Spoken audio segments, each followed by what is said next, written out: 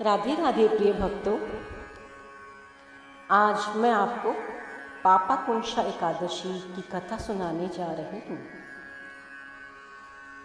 यह शुक्ल पक्ष की एकादशी जिसे पापाकुंशा एकादशी कहा जाता है, इसका व्रत करने से सभी पाप नष्ट हो जाते हैं तथा व्रत करने वाला अक्षय पुण्य का भागी होता है। आश्विन शुक्ल एकादशी के दिन इच्छित फल की प्राप्ति के लिए भगवान विष्णु का पूजन करना चाहिए। इस पूजन के द्वारा मनुष्य को स्वर्ग लोक की प्राप्ति होती है। पापाकुंशा एकादशी व्रत कथा इस प्रकार है। प्राचीन समय में विंध्य पर्वत पर क्रोधन नामक एक बहेलिया रहता था। वह बड़ा ही क्रूर था। उसका सारा जीवन हिंसा, लूटपाट, मद्यपान और गलत संगति पाप कर्मों में बीता। जब उसका अंतिम समय आया तब यमराज के दूत बहेलियों को लेने आए और यमदूत ने बहेलिये से कहा कि कल तुम्हारे जीवन का अंतिम दिन है, हम तुम्हें कल लेने आएंगे।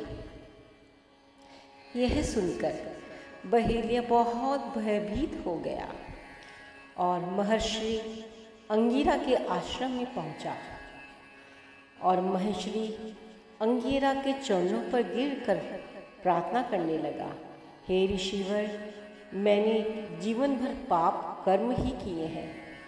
कृपया करके मुझे कोई ऐसा उपाय बताएं जिससे मेरे सारे पाप नष्ट हो जाएं और मोक्ष की प्राप्ति हो जाए।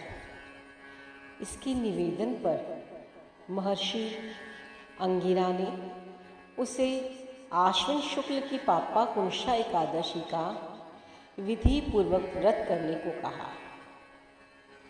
महर्षि अंगिरा के कहे अनुसार उस बहेलिये ने यह व्रत किया जो अगले ही दिन थी और उसके किए हुए सारे पापों से छुटकारा पा लिया और इस व्रत पूजन के बल से भगवान की कृपा से वह विष्णु लोक को चला गया। जब यमराज के यमदूत ने इस चमत्कार को देखा तो वह बहेलिये को बिना लिए ही यमलोक वापस लौट आए। यह कथा भगवान ने अर्जुन से कही थी। राधे राधे दोस्तों।